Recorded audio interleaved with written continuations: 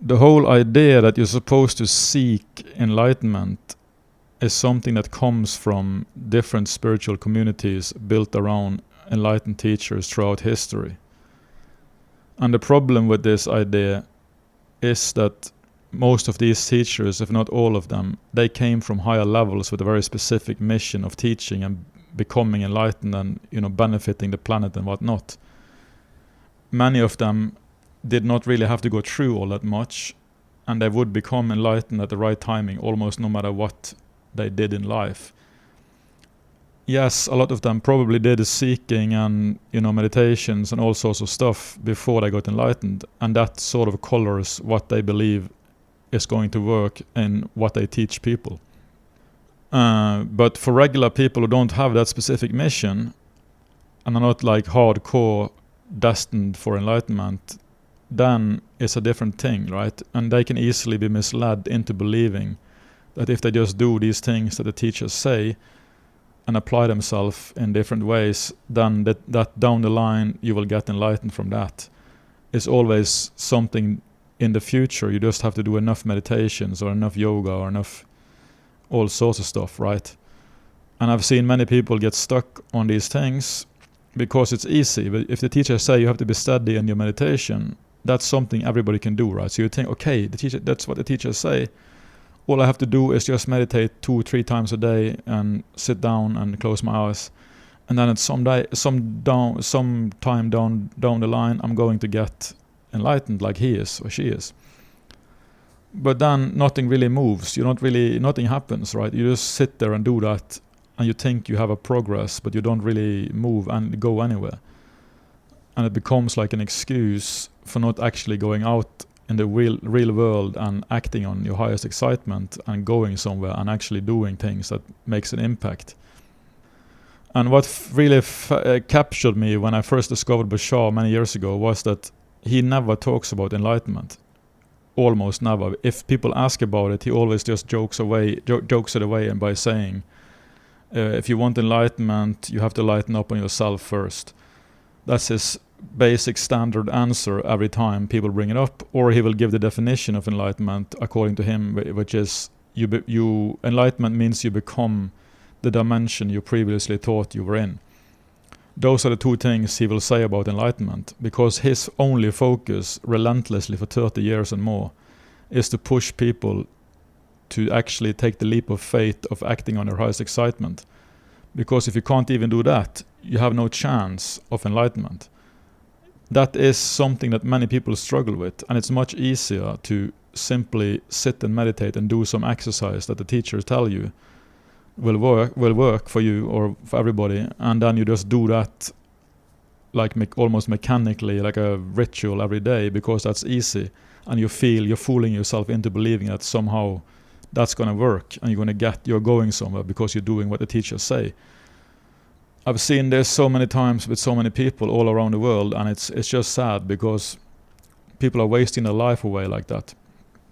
And it's not even fun. It's just, it becomes a routine, and it doesn't really help. It doesn't do anything. Meditation and all these things are good, but only as stepping stones and permission slips and something you need at a certain stage. Because all of these things can be very much a trap. And especially if you use them like an excuse for doing something that actually requires getting out of your comfort zone. Because that's needed if you want to go on the pathless path. So Bashar always pushes acting on your highest excitement, because if people can't do that, they have no chance. You have to do that for a good while. And then you can start maybe, learning more about enlightenment. But first, you have to reach unconditional love of the 500s at least on the scale of consciousness. That should be the main goal for people, for regular people. Because that's if you can't reach unconditional love, there's very little chance you're going to get enlightened in this life, unless you're predestined, like these teachers, to become enlightened at some time. But most people are not. So the focus should always be unconditional love, because that's the plateau level in which you can integrate and be prepared in all sorts of ways, not least physically, or the nervous system has to be upgraded and all these things. And then your system might be ready to handle enlightenment, because that's a massive energy surge that will, if you got enlightened, if normal people just got enlightened out of the blue, the whole nervous system would just basically burn up, or they would just die, because they wouldn't be able to handle the energies. So you need to get to the 500s at least, or higher 500s, unconditional love. And then there will be a longer period of integration usually, and all sorts of upgrades that happens most of the time without you being too much aware of it when you sleep and whatnot. And there might also be a long or a period of a dark night of the soul confrontation with the core issues. And especially if you have severe core traumas that needs to be healed. If you don't have that, then if you just have the default trauma of separation or rejection trauma that's created at birth, I talk about in many videos, then if you only have that trauma, enlightenment takes care of that basically. Because it just blows it away in a big, like a thermonuclear explosion inside. But if you have other traumas, early childhood traumas, they need to be healed also. And you probably need some kind of divine intervention for that to happen, which happened to me. But the point is that the whole idea about seeking enlightenment is a trap, or can so easily become a trap that it's not even worth, having that ambition. You can set that as your main goal in life early on in the seeking process, but then you should just forget about it completely. And you should instead, what you should do is to act on your highest excitement to the best of your ability, taking it as far as you can with no insistence on what the outcome should look like, and use every outcome as a stepping stone to the next more exciting thing, and be able to drop everything on a dime and move in the next direction, which could be completely different from what you have been building up, like around that previous excitement. You have to be able to shed your snake skin many times and expand and go in completely different directions. Because the higher mind is basically leading you out of a labyrinth, and a labyrinth has many twists and turns. It's not a straight line, so you have to be ready to let go completely of one way and one identity and whatnot, and then move in a completely different direction without hesitation basically, and just, if that's your highest excitement. And that's the biggest problem for people, even taking the first step in that direction, because that requires a lot of faith in the beginning, because you have no proof of concept. You don't know if this is actually going to support you, if it's going to work. It's the biggest problem for most people. So that's where you have to start, and then you have to just continue going and doing that. Because when you do that, when you act on your highest excitement, you become a higher vibrational version of yourself automatically. Because when you act on something, if you act on something that's negative or not exciting or fearful, then you become a lower vibrational person automatically. And if you act on something that's exciting, you become automatically a higher vibrational person or version of yourself. And you continue to do that, you will automatically move up the scale of consciousness, because all those things that are blocking you or blocking your natural self will also be forced to the surface by doing this, because they are no longer compatible with who you are. So they will come up and they will have to be processed out. And when these things come up, it's good to be somewhat experienced with meditation, because you need to have like a distance to your mind and allow these things to come up, and you need to have established like an unconditionally accepting state of being inside, which allows these things to come up no matter what and just be felt and expressed, and then they leave. All that comes automatically by acting on the highest excitement. You can go really rapidly. I went from level 50, I spent years on level 50 on the scale of consciousness, my lowest level. I was born in around 365 or something like that, and I went down to 50, spent a couple of years at that level around when I was 20 years old, young. And my life completely turned around when I started acting on my highest excitement. It went crazy how quick it went. I went from 50 to the 540s in basically 3 to 4 years. And I took myself up to the 300s basically all by myself with little bit of a help from a friend who was also higher level. And then in the 300s, I met this teacher, enlightened teacher, who helped me with his energies and whatnot, who took me the rest of the way because of his energies and his teachings and whatnot. So all that came very quickly because I acted on my highest excitement, and I never looked back. And I was able to go super quickly. Basically it's like a rubber band. You have a bungee jump down to a low level, and then the bungee jump takes you much higher than your incarnation level. So you gain a lot in wisdom and consciousness and levels of consciousness by doing it like that. And it can go super quickly. And this is also how quickly it can go on a global scale once this mechanism kicks in the near future for all of us, or for a large part of humanity. It's going to change the planet so rapidly. It's unbelievable. It will be unbelievable when it happens. But the point is that seeking enlightenment gives you an ambition. It's like an ambition based on an idea. And the idea is what you believe enlightenment is. And it always is some kind of goal in the future. And the problem with that is that enlightenment is being completely absorbed in the now. There is no future, there is no past anymore. In enlightenment, you've lost all those things, right? You're just completely in the now, in the present. You are the present moment as presence in the present moment, because you are one with everything. So you can't have a goal of something happening in the future when it's actually going on in the present moment. So the whole idea of having enlightenment as a goal is it defeats the purpose, and it gives you an ambition that feels like you're working towards something, but you're not really necessarily benefiting from it, or you're at least not in the most efficient way. And the misunderstanding is because of these teachers who have been teaching this, creating spiritual seekers who have spread that word and written books. And it's become this whole trend of, seeking truth, seeking enlightenment. It's become a big thing.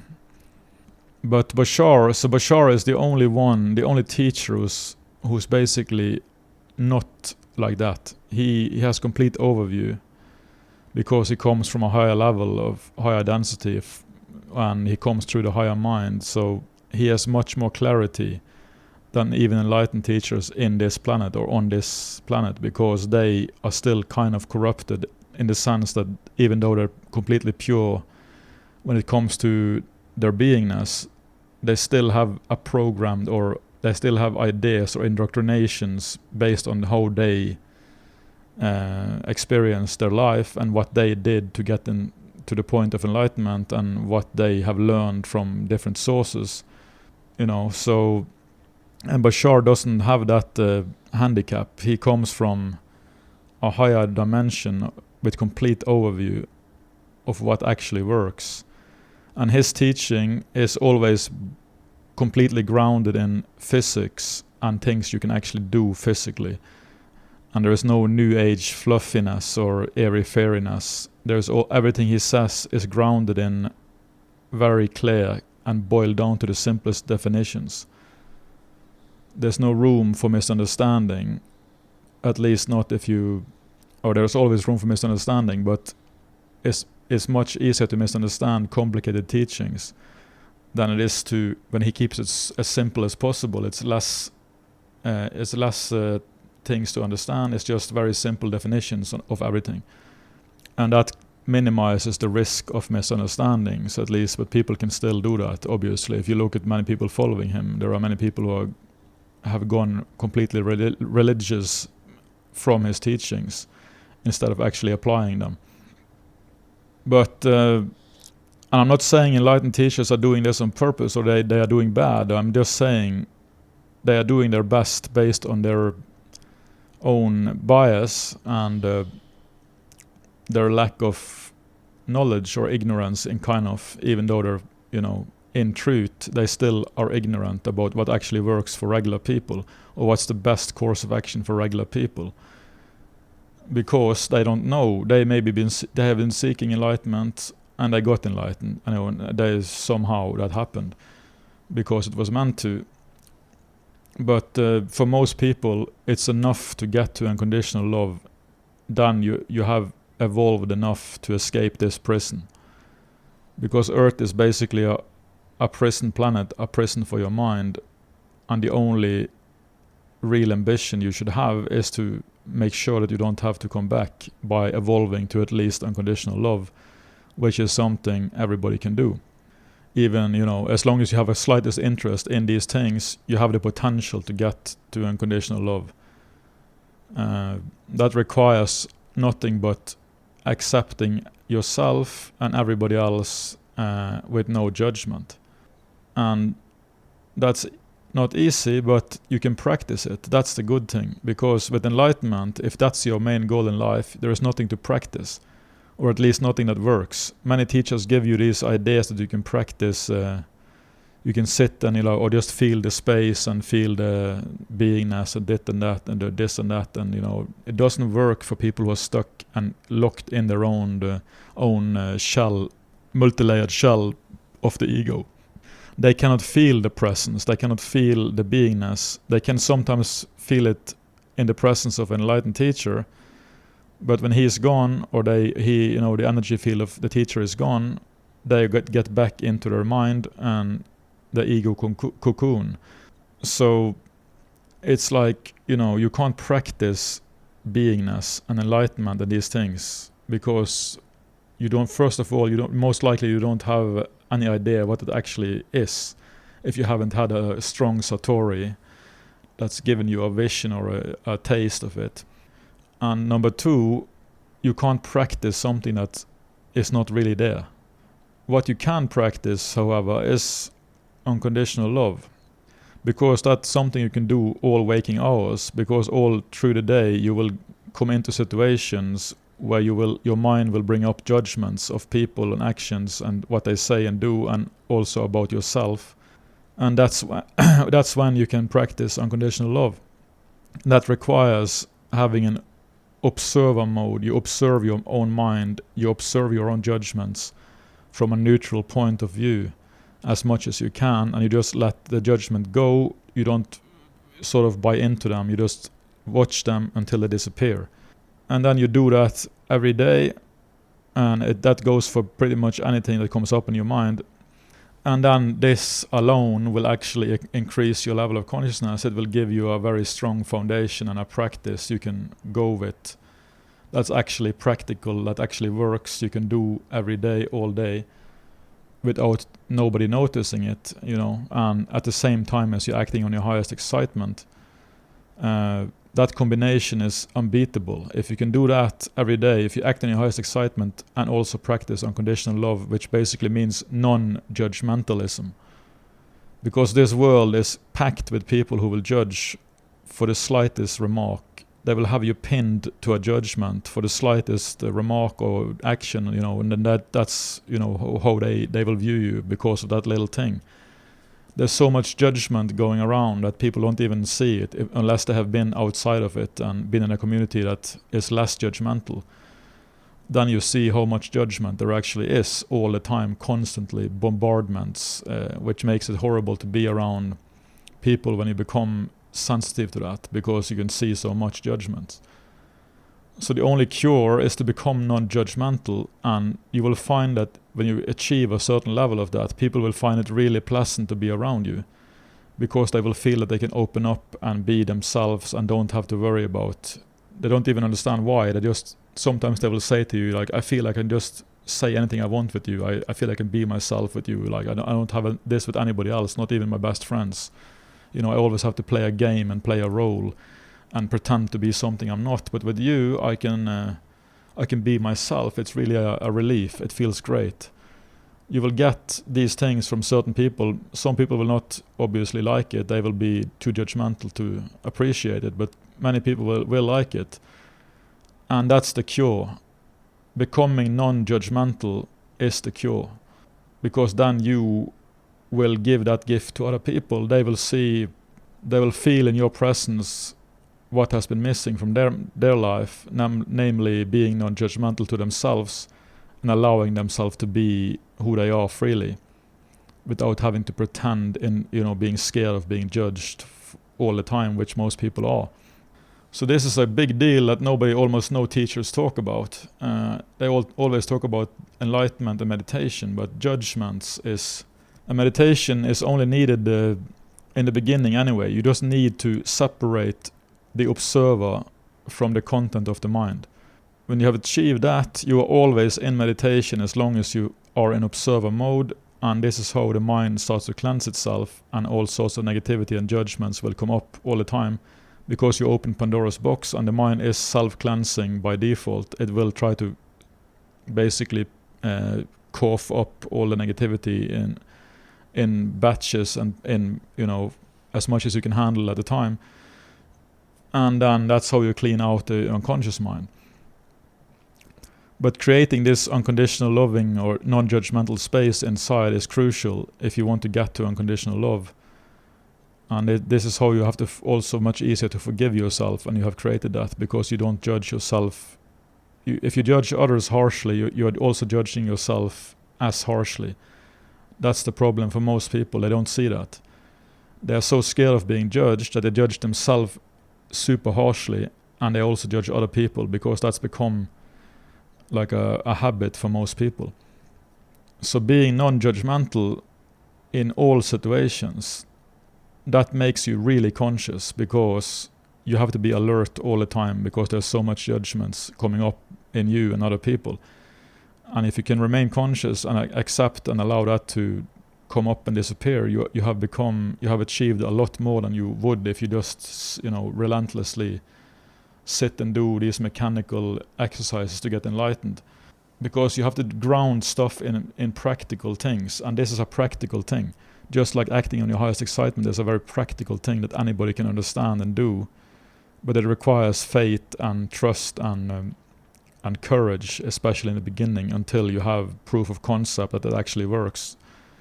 Then it becomes easier. The same with the non-judgmental attitude, or that becomes easier after a while too.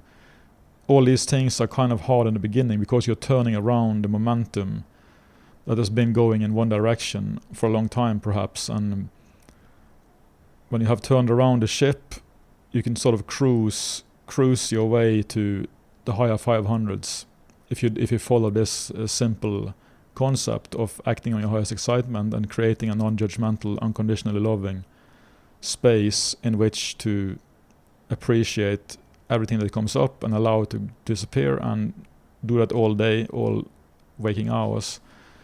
Those two things, then you will get to unconditional love 540s or higher. And from that point forward, from that plateau level of unconditional love, you can actually get enlightened if that is the destiny. But that's more than good enough to graduate from this dimension and not have to go back to have to learn hard lessons in one more life. And one more thing I wanted to add at the end was that the thing about being a seeker of enlightenment is that being a seeker becomes your identity. This is also really common in spiritual communities. It's one teacher and then you have a bunch of seekers sitting around, and that becomes who you are. I am a seeker of enlightenment, right? And then you start to dress in certain ways and read certain books and do certain things, exercises, and this becomes who you are, but it's still a trap, it's still a prison. It's just a different configuration of the prison, kind of, or different dress you put on, different identity, but it's still an identity. That's not your true identity. So being a seeker is also a massive trap when it comes to seeking enlightenment, because that just gives you more seekingness, because that's who you are and you attract more to what you say you are.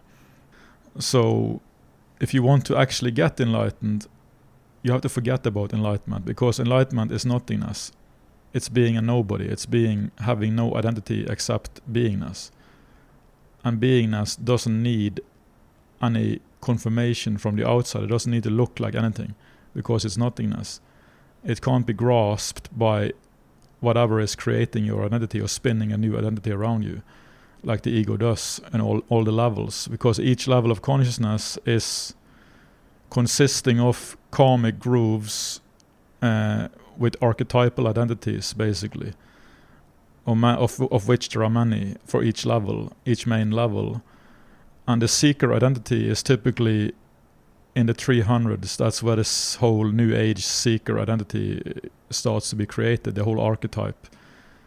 And a lot of people who are seekers, they are stuck in the 300s because that becomes who they are, and they usually have an occupation like within spiritual stuff, like, you know, they become healers and all sorts of stuff, Reiki and all these things, like spiritual, a job within spirituality or within New Age, and it becomes their whole life, becomes spun around that, and they still believe that somehow that will lead to enlightenment because they're seeking it, right?